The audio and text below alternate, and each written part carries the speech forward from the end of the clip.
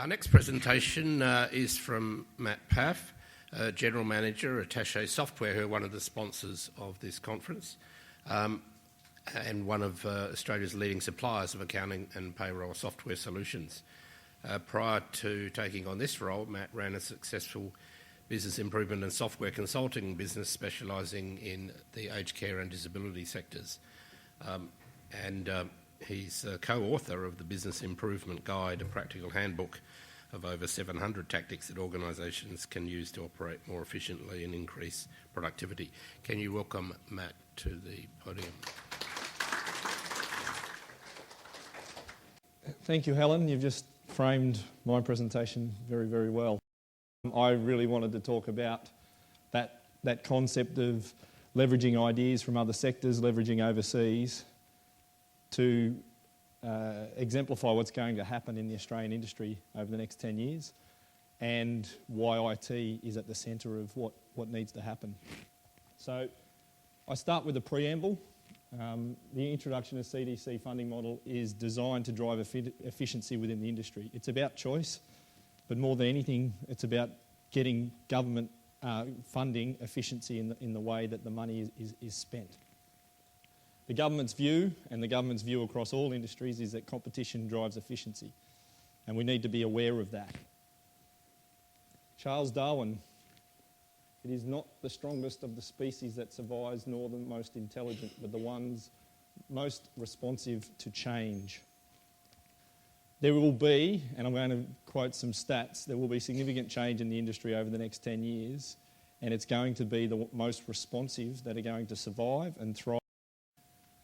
So a bit of an overview of what I want to cover. Half an hour is not a long time, so I'm going to cram a lot in, and if you want to catch up after for further discussion, I'm happy to. But change is happening in the care sector. Responsiveness to change comes through knowledge. Being here today is a step along the way, making yourself educated on the topic. The fact that you're here puts you into that level where you are seeking knowledge. Investment in time, investment in money, investment in your staff and your people and your processes. And then action. Now, one thing that, without being an outsider, being critical of the industry, one thing that I'm seeing within the industry is we're not quite sure what's happening with CDC yet. We're going to wait until we actually do something about it. And that is the exact strategy that is actually going to bring a lot of people undone. Risk can be, and this is what ties into Helen's talk, risk can be reduced by leveraging learnings from overseas and other sectors. IT is a key driver of efficiency within organisations. It's proven time and again, and a holistic approach to IT systems is needed. You can't just deal with the problem that you see and deal with that problem in isolation from the whole organisation. As an accounting and payroll solution provider, I could stand here today and say, go and throw out your accounting and payroll system and that's the core issue here with CDC. That's absolutely not what I'm talking about. Core issue with CDC is that you need to look holistically at the overall IT infrastructure and how the systems talk to one another to drive efficiency through the whole organisation. Given that this talk is about risk, what are the key risks under the CDC model that I see? Well, number one is going to be underquoting. Basically quoting for services at a price that you can't deliver upon. Increasing the administrative burden and costs trying to compete. One thing I'm seeing more and more of is Excel spreadsheets becoming the critical driving force of most organisations. And double entry of data being a key driving force of most organisations in the sector. Rather than trying to deal with the problem, they're putting stopgap measures in place and becoming more burdensome through the administrative process. It takes a lot more to administer the packages and takes a lot more within your accounts department to produce client statements and these sorts of things. Funnily enough, simultaneous to all this regulation and change, you now have to be competitive. Okay, so if you're just driving up your admin burden, all you're doing is making yourself non-competitive. The other thing that's happening is CDC is a huge opportunity for growth. By doing it better, you can be more competitive in the environment and actually pick up a lot more packages. And some organisations, we know from experience in other industries, within overseas markets where this has been driven through, we know there will be people who go out and do really well at getting the packages, get all these packages stitched up, but then they don't have the resources to actually deliver on those packages. So they rely on things like brokerage to start delivering the packages, which they didn't account for in their margins originally, and then they end up going belly up. And that will happen. I guarantee you it will happen within the sector. There will be highly successful people at getting packages who will not end up being able to deliver on it because they will not manage their growth adequately. Not recognising and adapting to change. I think I've done that to death, but basically it's about knowing what's happening and being agile enough to change. There's a really good book, and I actually think when I come to these conferences I should carry it with me. It's called Who Moved My Cheese? Has anyone read it? Oh, there you go. I knew you people were the exception by being here today, but basically, it just adequately, hem and haw. Those of you who know the book, we're going to see people, and I see it every day, who keep complaining about the good old days, and this is the way we've always done it. It's always worked, but they'll be left behind. It'll be the people who can adapt to change quickly. The quicker you let go of old cheese, the sooner you can enjoy new cheese. Anyone who hasn't read it, it's a very simple read. It's a couple of hours. It's a really good book. Another quote, another book. Hope is not a strategy. People can't just sit back and say, yep, we think we're going to sort it out. Excel's working really well for us. We're going to push forward with this. I just want to, you may know some of this stuff, but I want to drive home some facts. And this similar conference in Melbourne a few months ago, there was a speaker, Angela Gifford, who I found fascinating. She spoke about the UK market when they introduced CDC in the late 80s, early 90s. These are some of the stats I've found. Google help me. These would have changed since 2009, but it underlines a point I'm about to make. But 83.4% were effectively not-for-profit providers within the community care organisation. Can I get a hands up who's in the not-for-profit sector in the room? Statistically, the majority of you, absolutely.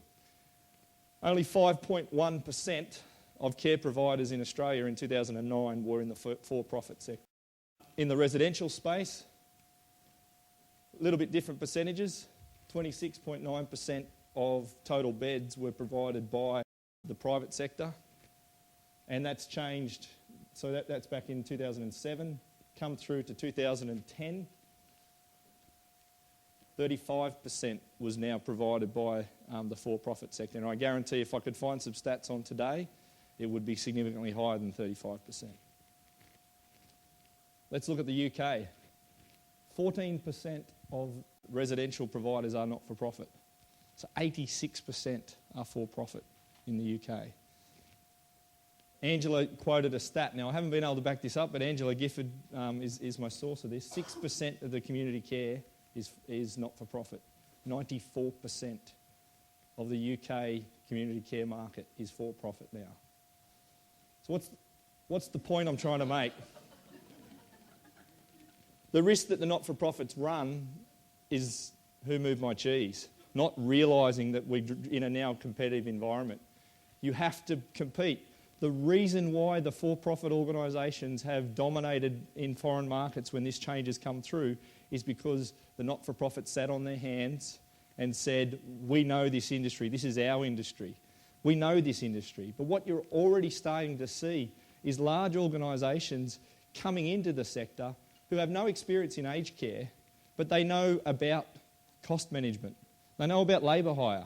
They know about things that they know how to deliver a service and make a margin on their actual cost. Now, my experience within the industry is too many people don't know their actual cost of delivery. Too many people within the sector have no idea.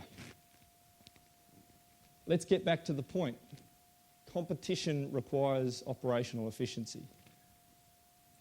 IT is the biggest driver of operational efficiency in any sector. Here's some quotes. 50% of labour productivity growth can be explained by IT investment. IT accounted for 60 to 80% of productivity growth in 9 industries studied.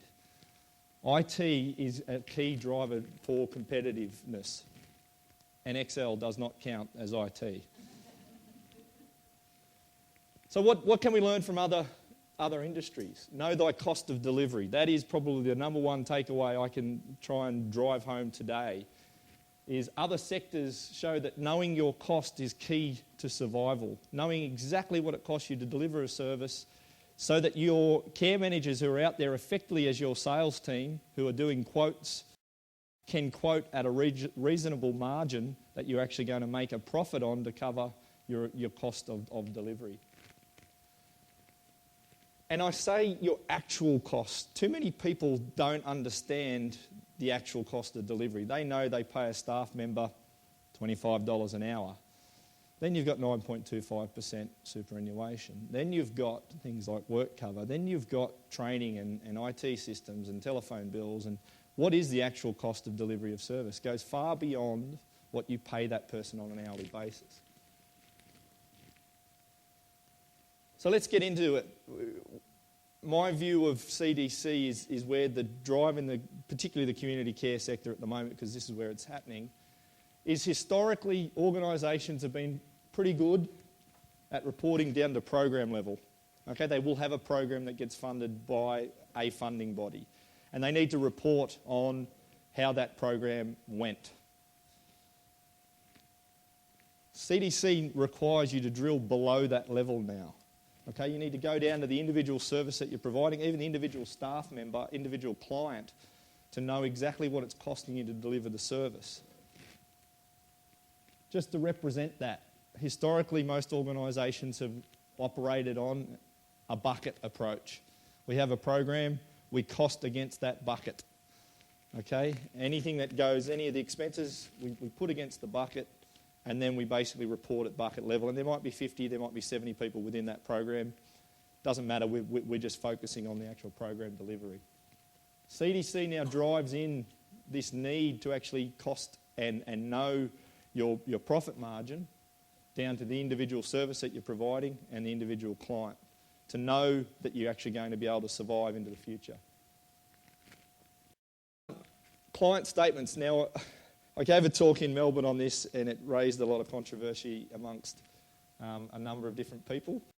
Client statements are a key factor of CDC. You need to produce, the home care provider must provide a consumer with a monthly statement of income and expenditure in a format that enables the consumer to understand where the funds have been expended as well as the balance of the available funds. The format of the statement must be clear and easy to understand and should be consistent with the individualised budget. Now in Melbourne, I got up and said that sounds like a profit and loss statement to me. That sounds like it's a function of the accounting system. And a lot of people in the industry disagreed with me. Okay, I'm not here to drive that point home today. I'm just going to say that you do need to report down to individual client level. So at some level in your IT systems, you need to be accounting for costs and accounting for income down to an individual level so that you can produce a client statement. Let's look at the IT systems which are impacted by CDC, and there's a lot. If you really take into consideration, you all should have a care management system, general ledger, payroll, rostering, time and attendance, accounts payable, purchasing, accounts receivable, budgeting, quotations, reporting. There's a whole heap of different systems that are impacted by consumer-directed care. And it's a matter of not double entering data. As I said, if there's one point I can take home, do not try to eliminate the double entry of data to drive efficiency through the organisation. So there's three approaches to doing that. There's the complete all-in-one systems, the jack of all trades. I won't say master of none, but I'll say the jack of all trades. The integrated best-of-breed solutions, that's where you go and you have fit-for-purpose solutions and you enable talking between the systems. And then there's the disjointed standalone systems. And to be blunt, the majority of the industry has the bottom right now. And it's the organisations that go for the integrated best-of-breed. To be honest, I don't know of a complete all-in-one system in the market that does everything that's required for a care organisation. I would suspect it evolves, and if it does, it will be very, very expensive and it will only target probably the top 5% of providers. Most people in the room will fit into the integrated best-of-breed category. So let's look at the sources of data required to produce a client statement, required to get your reporting to know thy cost. So you have your payroll solution. You have your billing systems for the income coming in. You have your receipts, because on a client statement, you're supposed to show a balance carried forward. Costing, so in other industries, we would call this whole thing job costing. This idea of knowing thy cost down to the minute detail, other industries call it job costing. Accounts payable, budgeting. A key part of this is budgeting and quotations to clients. So there's a whole heap of sources of data that actually come together to create your client statements, to create the level of reporting that's required. But let's drill in on that. I put back there that payroll was a source of data, but where's the actual source of the data? Employee time needs to be allocated against the client rather than the program. So if you're going to be able to cost down to individual client level, you need to be able to, rather than say this person worked on this program, you need to be able to cost down to where they actually worked against which client. Simple payroll timesheets become complex because where you may have had one line in your timesheet that said this person did 76 hours against this program, they may have done 1.8 hours against this client, 4 hours against this client, 3 hours against that client. And to get your cost reporting, your timesheet needs to be broken down to that level. So where is the actual source of the data? Is it the time and attendance system? Time and attendance in this industry is largely driven by the roster. But what drives the roster? The roster could be driven by the care plan, which could be driven by the CMS system. So what I'm finding, and getting back to my point about disjointed systems, what's happening in the industry is people are dealing with a problem in isolation. So we've got a problem with time and attendance. Let's go find a time and attendance system. But then they need to actually keep managing their roster somehow. Well, where's the rostering going to come from? Okay, well, let's go get a rostering system. Okay, but if we've got the rostering system, where are we going to drive the roster from? Oh, well, it comes out of our care plans. There's a lot of misfocused direction on where people should be investing their time and their effort and narrowing it down to where the largest noise is being created within the organisation. People screaming, saying, I'm having real difficulty with my rosters, leading people to go and look for rostering systems when you already have a care management system that could potentially provide better service than what you're currently using it for. Or if you do go and get a standalone rostering system, does it talk to your care management system to be able to not have to duplicate data such as employees and clients? Just while I'm talking about payroll, I have to do a little stop press because this is pretty important. Whilst we're dealing with regulation change and change in the funding model, you can't forget that there are other things that are changing. There are legislation such as if you have more than 100 employees, you are now supposed to report to the Gender Equality Commission. Okay, a lot of people aren't aware of that, but you are. You're supposed to do an annual statement to the Gender Equality Commission. Superstream comes into effect on the 1st of July for any organisation with more than 19 employees. We just did a survey of over 3,500 companies in Australia and found that 49% of organisations currently have little to no knowledge of Superstream, and it comes into effect in 3 months. It's very important, if you haven't dealt with Superstream, to start talking to your payroll provider, start talking to your payroll staff. What are we doing about Superstream? I'm not going to go and explain Superstream, I'm just raising it because it was just a stat that bowled me over when I saw it yesterday from the survey results that we got back.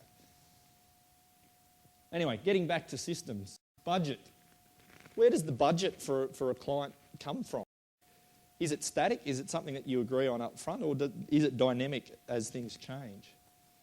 So a budget ultimately can come from the original quotation provided for the package. It could also come from the forward estimate of the roster. How far into the future do we take our roster to be able to provide a budget for the client on what it's going to cost them? Remembering that, generally on the 1st of July, under the modern awards, there is a transition of cost for your delivery that's going to happen. So that needs to be taken into account. Your purchasing system. A key thing about CDC is being able to provide purchases on behalf of clients as well. One example of the conference I went to was a client with incontinence needed a new washing machine, and that was put into their budget. That was a part of the purchasing system to have the forward, commitments of the organisation to know that we're going to buy a washing machine for this particular client in September. You know, these sorts of things, well, where is the budget coming from? I'm not going to provide the answers. I just want to spark the thought process that if you're trying to deal with the budget in isolation, Microsoft Excel is going to be our budgeting tool. Well, where's the information actually going to come from? Is it something that someone has to sit there and key and work out every time you sit down and work it out?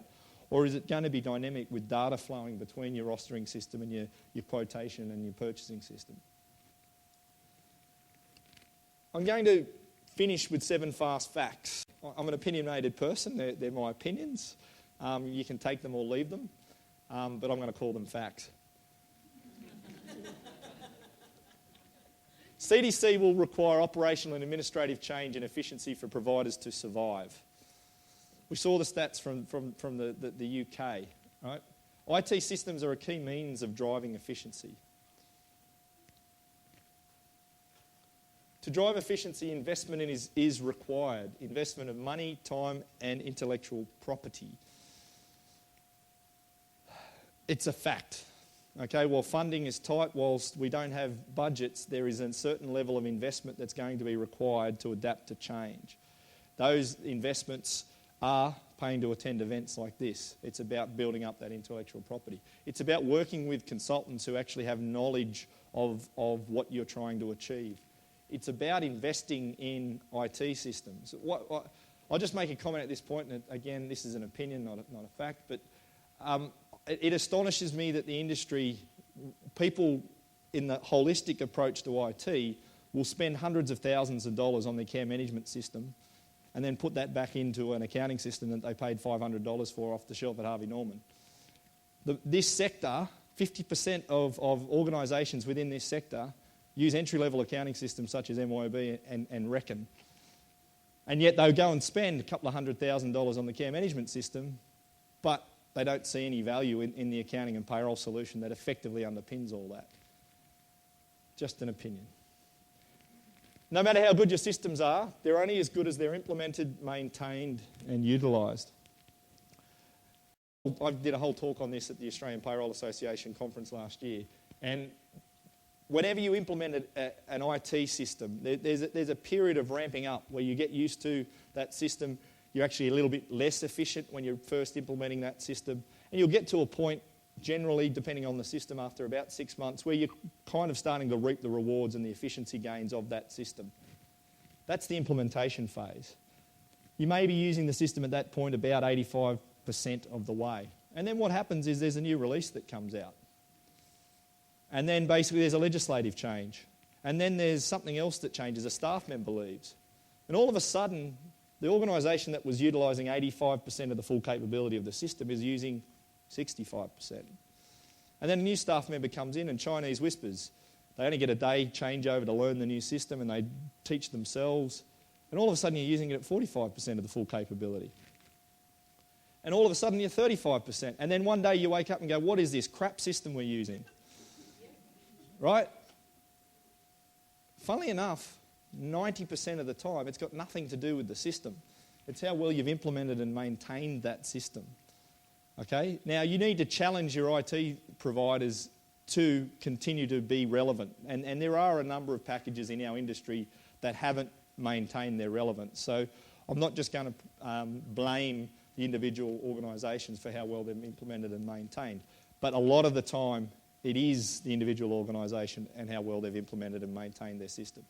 At some point, you need to challenge your IT service providers to do an annual review. Are we utilising the system to its full capability in 2014? We may have implemented it in 2005. Most accounting systems often have been implemented back at GST time, 14 years ago. Are we utilising the full capability of the functionality today? Capturing data at the primary source and eliminating double entry wherever possible must be a core strategy of every provider competing in the CDC world. Eliminating double entry of data has to be a core strategy of every organisation, because I will tell you for a fact, the new players who are coming into the industry are coming from industries where they've had no choice. And they don't come into this industry thinking that, hey, we're going to throw out all that learning that we've got from our other industries and start again. They're actually going to bring their knowledge of efficiency and driving down that admin margin. How do we keep that admin margin at an absolute minimum So we can price our services at an absolute minimum whilst maintaining a profit margin. Some of the best examples, Helen referred to like hospitality and car manufacturers. I would refer you to people like labour hire companies. Labour hire companies have to know the exact cost of every one of their staff in order to survive and thrive. I'd also refer you to people like engineering firms who cost everything down to the individual cent so they know whether they're making a profit on each project. The delivery van versus the B-double truck. Little analogy. Effectively, my point here is as you go through your life cycle and the company grows and your IT systems grow with you, often the simple systems like Excel do a really good job. It's really easy to do stuff in Excel. You click and you drag and you copy and you paste. Really easy. It's like driving a delivery van around the city. You can get it in and out of traffic, you can park, you can do what you want with it fairly easily. It's got air conditioning, it's got suspension.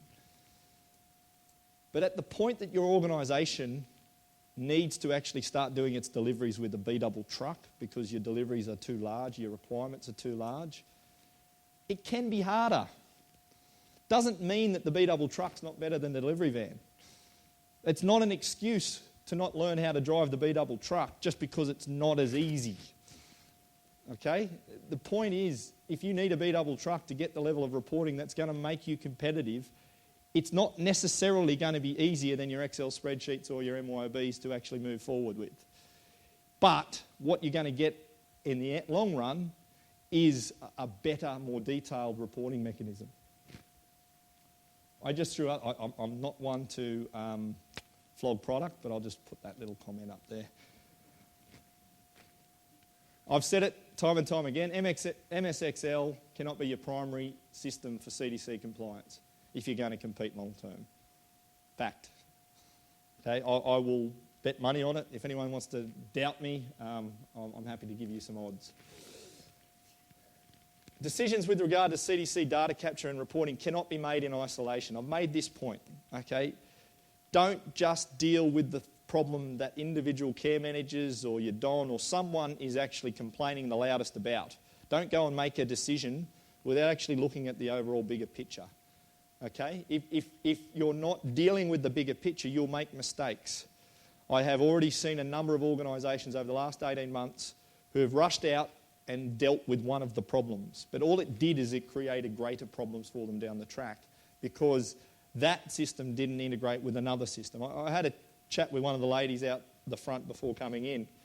You know, they're the medicines, medical software for delivering, managing your pharmacies and your patient medicines. And she asked the question about, what happens when people are looking. Do they actually look at the whole system? Well, typically they don't. They'll deal with the problem that they see is obvious, and that's what they'll focus on dealing with, and that's the worst strategy possible. My advice to everyone in the room is you must take a holistic approach. You need to look for where data capture can be streamlined so there isn't any double entry of data, so that you can determine whether each component is actually the correct solution through the whole cycle. Thank you.